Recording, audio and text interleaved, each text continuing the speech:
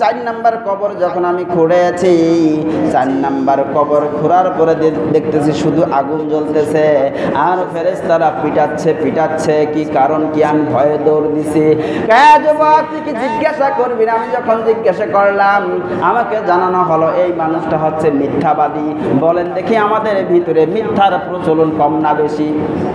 এটা তাকে ফোন দেয়া কছে মুই তো নির্ভা মারি, টাকা পাইছে একটা 80 ধরি বেজে কছে মুই তো নির্ভা মারি, তুই বাড়িতে নাই। মিথ্যা মিথ্যা মিথ্যা, আপনি মিথ্যাবাদী, আপনি মিথ্যাবাদী, আপনি মিথ্যাবাদী। কতটুকু পরিমাণ করলে আপনি মিথ্যাবাদী একটু শোনেন। মুরগি আছে বাড়িতে, ডাকছেন, আর মুরগি মনে করছে আপনি খুদ দিবেন বা চল দিবেন, দেন নাই, আপনি মিথ্যাবাদী। হাদিসের কথা বুঝেন নাই কথা? পাতা বাড়াইছেন, ছাগলক দিবেন আয় আয় আয়, কিন্তু পাতা দেন নাই, আপনি মিথ্যাবাদী। আলহামদুলিল্লাহি নাহমাদুহু ওয়া নাস্তাঈনুহু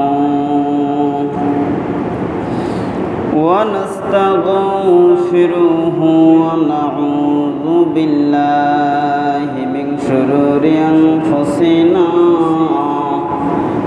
ওয়া মিন সাইয়্যাতি আ'মালিনা। من يهده الله فلا مضل له ومن يضلله فلا هادي له ونشهد أن لا إله إلا الله وحده لا شريك له وأشهد أن محمدا عبده ورسوله. قال الله تعالى في كلامه المجيد وفي فرقانه الحميد. أعوذ بالله من الشيطان الرجيم. بسم الله الرحمن الرحيم. منها خلقناكم وفيها نعيدكم ومنها نخرجكم تارة أخرى. وقال رسول الله صلى الله عليه وسلم القبر من رياض الجنة أو حفرة من حفر النار أو كما قال عليه الصلاة والسلام. কবর পথের যাত্রী তুমি,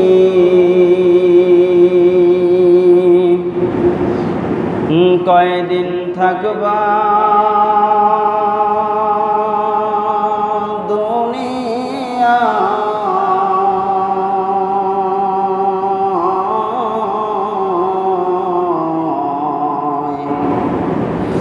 আজরাইল তো তোমার পিছে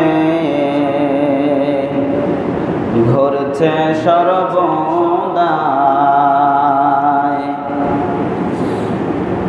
কবর পথের যাত্রী তুমি, কয়দিন থাকবা দুনিয়া,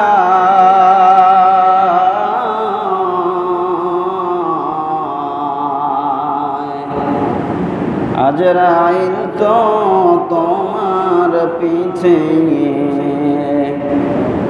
ঘুরছে সর্বদাই। কবর যে এক কঠিন মাকাম,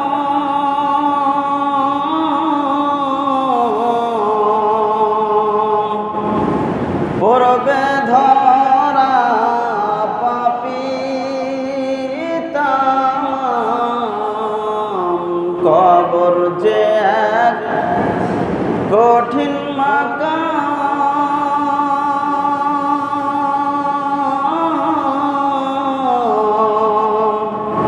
পড়বে ধরা পাপী তামাম,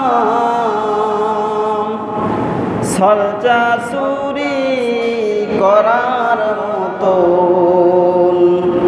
জায়গা সে তো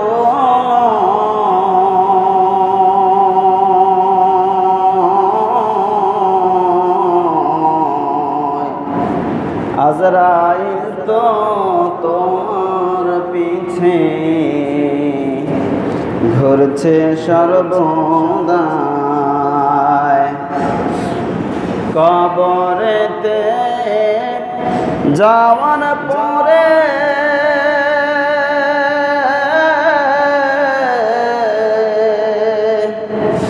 ধনী গরিব সবার তরে নিষ্ঠুর নির্দয় হইবেন সেদিন, যদি আমল নাহি পায়,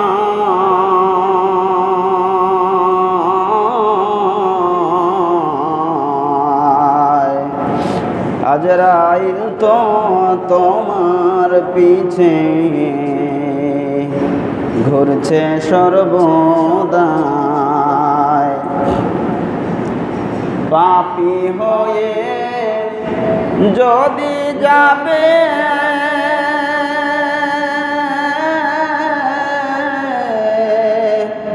সুখের পরশ নাহি পাবে, পাপী হয়ে যদি যাবে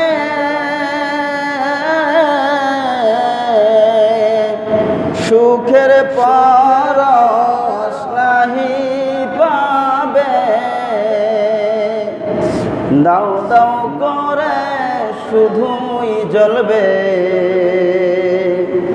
কোনো উপায় থাকবে না,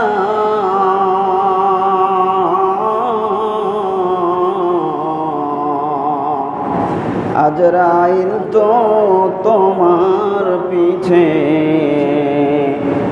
ঘুরছে সর্বদাই, যাও যদি ভাই পাইতে রেহাই,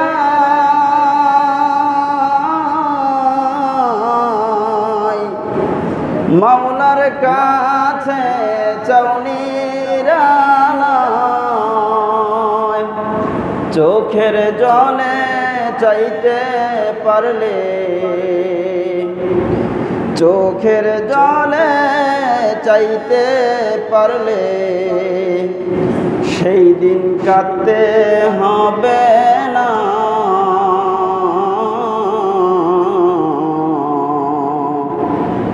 আজরাইল তো তোমার পিছে ঘুরছে সর্বদাই। সহস্র শুকর সুজুদ মহান আল্লাহ সুবহানাহু ওয়া তাআলার দরবারে, যে মহান আল্লাহ তাআলা আমাদেরকে কবুল ও মঞ্জুর করে পবিত্র ঈদুল আজহা উদযাপনের পরের জুমাতে আমাদেরকে একত্রিত হওয়া, জুমার নামাজ উপলক্ষে সেই মহান আল্লাহ সুবহানাহু ওয়া তাআলার দরবারে অন্তরের গহীন থেকে শুকরিয়া আদায় করছি। জবান খুলে অন্তর থেকে সকলে বলছি আলহামদুলিল্লাহ। বিশ্ব নবীজির প্রতি দুরূদ ও সালাম মহব্বতের সহিত সকলেই বলছি সাল্লাল্লাহু আলাইহি ওয়াসাল্লাম। সম্মানিত উপস্থিতি, আল্লাহ পাক রব্বুল আলামিন দুনিয়াতে মানুষ পাঠাইছেন, আবার দুনিয়া থেকে নিয়ে যাবেন। মিনহা খালাকনাকুম ওয়া ফিহা নুঈদুকুম ওয়া মিনহা নুখরিজুকুম তারাতান উখরা। আল্লাহ তাআলা এই মাটি থেকেই আমাদেরকে বানিয়েছেন, আবার এই মাটিতেই আমাদেরকে যেতে হবে, আবার এই মাটি থেকেই আমাদেরকে আল্লাহ তাআলা আবার উঠাবেন। এটাই আল্লাহ তাআলার সিস্টেম। দুনিয়াতে যতই বাড়াবাড়ি করি, যতই ছুটাছুটি করি, যতই বাহাদুরি করি আর যতই তালবাহানা করি না কেন, যখন নাকি বাচ্চারা ঘুড়ি উড়ায়, ঘুড়ি আকাশ বহু উপরে উঠে, অনেক লম্বা সুতা, ঘুড়ি মনে করে আমি তো অনেক উপরে চলে আসছি, মনে হয় আমি আর নিচে যাব না, আমাকে নিচে নামাতে পারবে না। কিন্তু তার এটা জানা নাই যে সুতার যে মাথাটা এটা আমার মালিকের হাতে আছে। আমার মালিক যখন সন্ধ্যার সময় সেই সুতাটা গুটাবে, সুতা ধরে টানবে, আমাকে আপসে আপসে আমার মালিকের কাছে যেতে হবে। যখন সুতা গুটায়, ঘুরে মাথা নাড়ায়, না যাব না যাব না যাব না, কিন্তু সুতা গুটাতে গুটাতে এক সময় ঘুরি তার মালিকের কাছে আসতে বাধ্য হয়। কথা বলেন ঠিক কিনা? ঠিক তদ্রূপ ভাবে আমার বন্ধুগণ, আমার বাবাজিরা, আমার আল্লাহ রব্বুল আলামিন পৃথিবীতে যত মানুষ বানালেন আর যত মাখলুক বানালেন, জীব জানোয়ার বানালেন, আল্লাহ পাক রব্বুল আলামিন বলেন কুল্লু নাফসিন যায়িকাতুল মাউত, প্রত্যেকটা জিনিসের মৃত্যুর স্বাদ গ্রহণ করতে হবে, মরণ মৃত্যু বরণ করতে হবে। বন্ধু, আজরাইল আলাইহিস সালাম মানুষের যখন নাকি জানটা বাহির করতে আসে, তখন আজরাইল আলাইহিস সালামের সাথে আরো তাহার সহযোগী যত ফেরেশতারা আছে জান কবজ করার জন্য আসে। বাবাজি, যখন নাকি একজনের মরণ কাছে চলে আসে, বন্ধু, যখন নাকি আজরাইলকে দেখে ফেলে, তখন তার আর কোনো তওবা কবুল হবে না। হয়তো মনে করবে মরার আগে আগে তওবা করব, মরার আগে আগে আল্লাহওয়ালা হয়ে যাব, গুনাহ খাতা মাফ নিয়ে নেব, কিন্তু গুনাহ আজরাইলকে যখন বান্দা দেখে ফেলবে, ওই বান্দা আর কোনো তওবা খাটবে না, তার ওপারে যাওয়ার টিকিট হয়ে যাবে, টিকিট জারি হয়ে যাবে। বাবাজি, লক্ষ্য করবেন যখন নাকি একটা বান্দা মারা যায়, দেখবেন যখন আজরাইলকে দেখা ফেলে, এই ঘরের দরজার পিছনে লুকায়, ওই ঘরের দরজার পিছনে লুকায়, চোখের নিচে লুকাতে যায়। এরকম দৃশ্যও আপনারা দেখছেন কি দেখছেন না? হয় কি হয় না বলেন? হয়। যখন আজরাইলকে দেখে ফেলবে, তখন আর কোনো কাজে আসবে না। আজরাইলের সহযোগী 500 ফেরেশতা তাকে ধরবে রুহুটা বাহির করার জন্য। রুহু বাহির হতে চায় না, শরীরের বিভিন্ন জায়গায় গিয়ে রুহুটা লুকা যায়। ওই রুহুটাকে ফেরেশতারা বৃদ্ধ পায়ের বৃদ্ধ নখ থেকে শুরু করে উপরের দিকে আনতে থাকে। ওই যে দেখবেন, যখন আগের মানুষ যারা বলতে পারবেন, যখন নদী ছিল, নদীর ভিতরে যে শাপলা ফুল ছিল, ডুব দিয়ে ওইগুলো উঠাইতো, কি বলে ওগুলা? শামুক। শাপলা ফুলের নিচে যেটা থাকে ওটাকে কি বলে? শালুক। এটা উঠে তারা সিদ্ধ করে খাইতো। এখানে কেউ কি খাইছেন? এরকম আছে? ওটা সিদ্ধ করে খাইতো, ভালো লাগতো। তো নদীর পানি ভরপুর, ওই শালুক যারা উঠায়, যারা ডুব দেয়, তাদের টার্গেট হলো ওই গাছটা ধরে ধরে নিঃশ্বাসটা বন্ধ করে ওই গাছের গোড়া পর্যন্ত চলে যায় ডুব দিয়ে। কারণ তার টার্গেট হলো এক খাবার ধরতে হবে আর এক টান দিয়ে তাকে নিয়ে উপরে উঠতে হবে, ঠিক না? এরকম যারা ফেরেশতারা আমাদের জীবন কবজ করে, আমাদের ভিতরে ফেরেশতারা ডুব দেয়, রুহু কোন জায়গায় আছে খপ করে ধরে টাইট করে ধরে, মজবুত করে ধরে টান দিয়ে রুহুটা বের করে নিয়ে আসে। ওই যে যেরকম নদীতে ডুব দিয়ে শালুকের মূলটা, আলুটা, এটা যখন মজবুত করে ধরে টান দেয়, এই আলুর সাথে যত শিকড় আছে, যত রগ আছে, যত কানেকশন আছে, এটা মুহূর্তের ভিতরে পটপট করে ছিঁড়ে যায় আর আলুটাকে উঠে যেরকম উপরের দিকে নিয়ে আসে। বাবাজি, যেটা বুঝাইতে চাচ্ছিলাম রে, ফেরেশতারা যখন নাকি এই রুহটাকে ধরিয়া টান দিয়া বাহির করে, শরীরের প্রত্যেকটা রগ ছিঁড়ে যায়, শরীরের প্রত্যেকটা শিরা উপশিরা ছিঁড়ে যায়, আর শরীরের ভিতরে এমন ব্যথা সৃষ্টি হয়।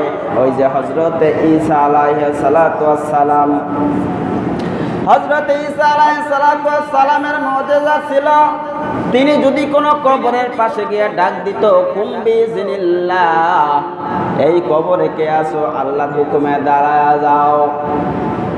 আল্লাহ পাক রব্বুল আলামিন ঈসা আলাইহিস সালাতু ওয়াস সালামকে সেই ক্ষমতা দিয়েছেন, যে কোনো মৃত ব্যক্তির কবরে যদি গিয়ে বলে আল্লাহর হুকুমে দাঁড়ায়া যাও, সাথে সাথে দাঁড়ায়া যায়। এরকম একটা কবরের পাশে গিয়ে নবী ঈসা ডাক দিয়ে বলেন, কুম বিইজনিল্লাহ, আল্লাহর হুকুমে দাঁড়ায়া যাও। তার যারা ভক্তবিন্দু ছিল, উম্মতেরা ছিল, তারা বলতেছে, নবী ঈসা, আপনি 200, 400, 500 বছরের আগে একটা কবরকে জিন্দা করেন দেখি, তাহলে আমরা ঈমান আনবো আপনার উপরে। নবী ঈসা একটা কবরের পাশে ডাক দিয়ে বলতেছে, কুম বিইজনিল্লাহ, আল্লাহর হুকুমে দাঁড়ায়া যাও। এবার কবর থেকে একজন মানুষ দাঁড়ায় গেছে, বিশাল লম্বা চেহারার অধিকারী, বিশাল দেহের অধিকারী। এবার ডাক দিয়ে বলতেছে, মান আনতা, তুমি কে, কতদিন আগে মারা গেছ? এবার তিনি বলতেছেন, আমি হচ্ছি বাবা আদম আলাইহিস সালামের সন্তান সাম। কয়, তুমি কত বছর যাবত এখানে আছো? প্রায় 400-500 বছর যাবত আমি ইন্তেকাল হয়েছি। আপনি আমার ডাকছেন কেন? আমি তো বুঝি মনে করছি কিয়ামত হয়ে গেছে। কয়, না, কিয়ামত হয় নাই, আমি নবী ঈসা। আল্লাহ পাক রব্বুল আলামিন আমাকে ক্ষমতা দিয়েছেন, মৃত মানুষকে জীবিত করার ক্ষমতা রাখি। তোমার একটু খোঁজ নেওয়ার জন্য, তথ্য নেওয়ার জন্য তোমাকে আহ্বান করেছি। এবার নবী ঈসা ডাক দিয়ে বলে, সাম, তুমি কি চাও এই দুনিয়াতে আরো বেঁচে থাকো? সাম আলাইহিস সালাতু ওয়াস সালাম ডাক দিয়ে বলেন, নবী ঈসা, আমি যে দুনিয়াতে বেঁচে থাকতে বলতেছেন, ও নবী ঈসা, আমার কাছে আবার কি আজরাইল আসবে নাকি আমাকে মারার জন্য? নবী ঈসা ডাক দিয়ে বলেন, তুমি যদি দুনিয়াতে বেঁচে থাকো, তাহলে তো তোমাকে মারার জন্য আবার আজরাইল আসবেই। কয়, না না, যদি আবার আজরাইল আমার কাছে আসে, তাহলে আমি মারা গেছি, মারা যাওয়াই ভালো। কারণ ওই আজরাইল আমার যখন জানটা কবজ করেছিল, ওই ব্যথা আজ পর্যন্ত আমি অনুভব করতেছি। জোরে কোন আল্লাহু আকবার। মরণের কষ্ট আজও ভুলতে পারি নাই, মৃত্যুর কষ্ট আজও ভুলতে পারি নাই। দেখবেন কুজা মানুষ যদি থাকে, সোজা হওয়ার পায় না, মরার পর এমনি সোজা হয়ে যায়, হয় না? তুই মইলে সোজা হবে, যারা তেরিয়া মানুষ, তুই মইলে সোজা হবে। কেন মরলে সোজা হয়? রক্ত তামন ছিঁড়ে যায়, একদম টন্ডনা। শরীরের যত রগ আছে সমস্ত রগ ছিঁড়ে যায়, রুহটাকে বাইর করে নিয়ে আসে। দেখবেন রুহ যদি মুখ দিয়ে যায় হা করে থাকে, রুহ যদি চোখ দিয়ে যায় চায়া থাকে। এবং মরণের সময় এত কষ্ট হবে। আল্লাহর নবীজি সাল্লাল্লাহু আলাইহি সাল্লাম যখন ইন্তেকাল করতেছিলেন, আল্লাহর নবীজি বলেন, মনে হয় উহুদ পাহাড়টা আমার বুকের ভিতরে রেখে দিয়েছে। আল্লাহু আকবার বলেন। একটা জীবিত ছাগল বলেন, উট বলেন, চামড়াগুলোকে যদি জীবিত অবস্থায় খসানো হয়, যেই পরিমাণ কষ্ট হবে, এর চেয়ে অধিক কষ্ট হবে ওই যেই ব্যক্তির মৃত্যু হচ্ছে। আল্লাহু আকবার বলেন, একটু জোরে বলেন না, আল্লাহু আকবার। বাবাজি, আপনার প্রত্যেকটা শরীরের লোমে লোমে লোমে লোমে লোমে লোমে যদি কাটা ঢুকানো হয়, ছিদ্র করা হয়, যেরকম কষ্ট হবে, এর চেয়ে অধিক কষ্ট হবে যে ব্যক্তির মৃত্যু হচ্ছে।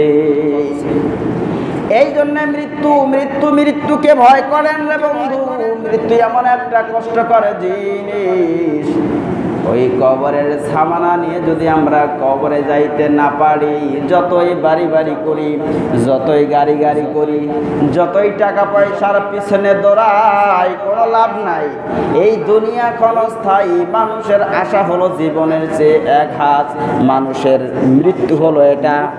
মানুষের মৃত্যু উল্টা, এখানে ধরেন, এখানে মানুষের মৃত্যু, এটা রুহু, এটা মৃত্যু।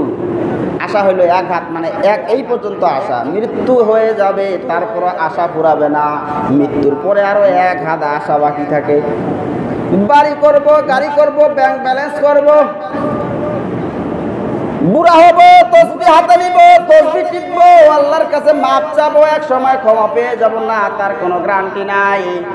আমার সমবয়সী কত মানুষ ওই কবরে শুয়ে গেল, ওই কবরে লাশ হয়ে গেল, তার মনে হয় গোস্ত নাই, হাড্ডিও নাই, কোনো অস্তিত্ব বর্তমান ওই কবরে নাই।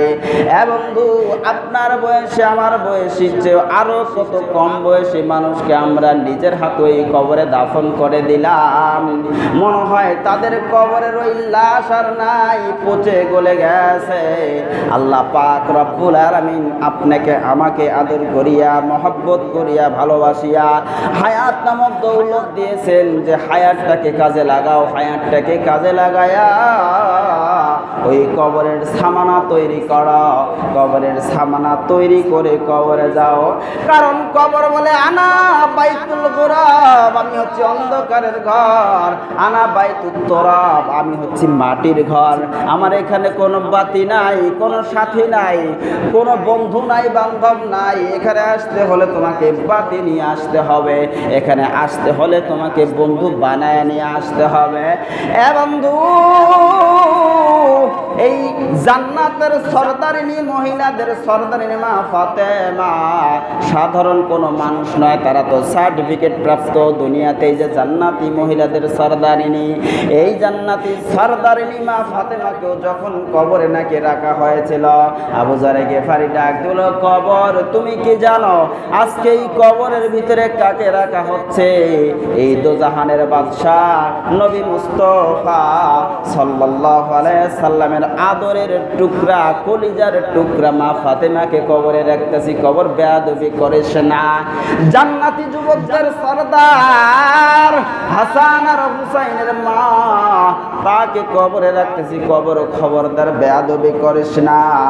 আলী কাররামুল্লাহ ওয়াজহু, এই তিনার স্ত্রীকে কবরে রাখতেছি। খবরদার খবরদার, কবর ইনার সাথে বেয়াদবি করিস না। কবরের জবান খুলে গেছে, কবর ডাক দে বলে, আবু যর গিফারি, আমি চিনি না আলীর স্ত্রী, আমি চিনি না জান্নাতের সরদারিনী, আমি চিনি না ফাতেমা, আমি চিনি না বিশ্ব নবীজির কলিজার টুকরা। আমি কবর চিনি শুধু আমল আর আমল আর আমল। আল্লাহু আকবার বলেন। তাহলে জান্নাতের সার্টিফিকেট প্রাপ্ত, জান্নাতের সরদারিনীর ব্যাপারে যদি কথা আসে, আপনি আমি কোন জায়গার সেলঠু আর কালঠু, কথা ঠিক না? অথচ কবরের খবর আমাদের কাছে নাই, কবরের সামানা নেওয়ার কোনো প্রস্তুতি আমাদের নাই। কবরের সামানা নিয়ে কবরে যদি না যান বন্ধু, বড় বিপদে পড়ে যাবেন, বড় বিপদে পড়ে যাবেন। সুলতান নানুপুরি রহমাতুল্লাহ আলাইহি একটা ঘটনা বর্ণনা করেন। খলিফা আব্দুল মালেক রহমাতুল্লাহ আলাইহির কাছে একজন যুবক আসছে। যুবক আইসা পরেশান, অস্থির, হুজুর আমি বুঝি আর মাপ পাবো না, আমি বড় অন্যায় করে ফেলেছি। কয় তুমি কি অন্যায় করেছো? কয় আমি আর বুঝি মাপ পাবো না, বড় পেরেশান, আমি বড় গুনাহগার, আমি বুঝি মাপ পাবো না। আব্দুল মালিক রহমাতুল্লাহ আলাইহি বলেন, কারণ তুমি কি আসমানের সমতুল্য গুনাহ করেছো? কয় হ্যাঁ গুনাহ করেছি আসমান সমতুল্য। তুমি কি এই জমিন সমতুল্য গুনাহ করেছো? কয় হ্যাঁ আমি জমিন সমতুল্য গুনাহ করেছি। আব্দুল মালিক রহমাতুল্লাহ আলাইহি বলেন, তুমি কি আল্লাহর রহমতের সমতুল্য গুনাহ করেছো নাকি? এবার আর কথা বলে না, কারণ আল্লাহর রহমত তো অনেক, আল্লাহর রহমতের মতো কেউ গুনাহ করতে পারবে? এবার যুবক চুপ হয়ে গেছে। আব্দুল মালিক ডাক দিয়ে বলেন, ও যুবক, তুমি কি গুনাহ করেছো বলো দেখি, একটু শুনি। কয় আমি ছিলাম লাশ চোর, কাফন চোর। কাফন, আগে কাফন চোর ছিল। আমি কাফন চুরি করতাম। আমার কাছে 5টা কবরের খবর আছে। এই 5টা কবরের খবর আমার কাছে আছে হুজুর। 5টা কবরের বাস্তব চিত্র আমি দেখেছি। তা আমি যে এমন কাফন চোর, আমি মাপ পাবো কিনা জানি না, এই জন্য হুজুর পেরেশানি হয়ে আপনার দরবারে আসছি। কয় কি কি খবর আছে তোমার কাছে? 5টা কবরের খবর বলো দেখি। কয় হুজুর আমি একটা কবরের লাশ চুরি করার জন্য, ওই কাফন চুরি করার জন্য যখন খনন করেছি, আমরা যখন নাকি এই লাশটাকে কবরে রাখি, চেহারাটাকে কেবলা দিকে ঘোরা দেই। এবার যুবক বলতেছেন, হুজুর আমি যখন নাকি কবরে ওই লাশের কাপড় চুরি করতে গেছি, দেখি তার চেহারাটা কেবলা দিকে নাই, পূর্ব দিকে ঘুরে গেছে। শুধু তাই নয়, কঠিন শাস্তি দেওয়া হচ্ছে ওই লাশটাকে। আমি দেখে ভয়ে কবর থেকে উঠে দৌড় দিছি। পিছন থেকে কে যেন ডাক দিয়া বলে, রে যুবক, তুই যে ভয়ে দৌড়াই পালাচ্ছস, তুই কি একবার জিজ্ঞাসা করবি না কি কারণে এই কবরের ভিতরে আযাব হচ্ছে? হুজুর আমি জিজ্ঞাসা করলাম কি কারণে কবরে আযাব হয়। এবার বলতেছে, এই ব্যক্তিটা নামাজ নিয়ে ঠাট্টা করতো। নামাজ তো পড়তে, নামাজ পড়ি কি হবে? হ্যাঁ, নামাজ পড়ি কি হবে? যদি নামাজ পড়ে ওইটারে ইমান আকলাক ঠিক নাই, আছে না? ঠাট্টা করে না, করে না, আবার ঠাট্টা বিদ্রুপ করে।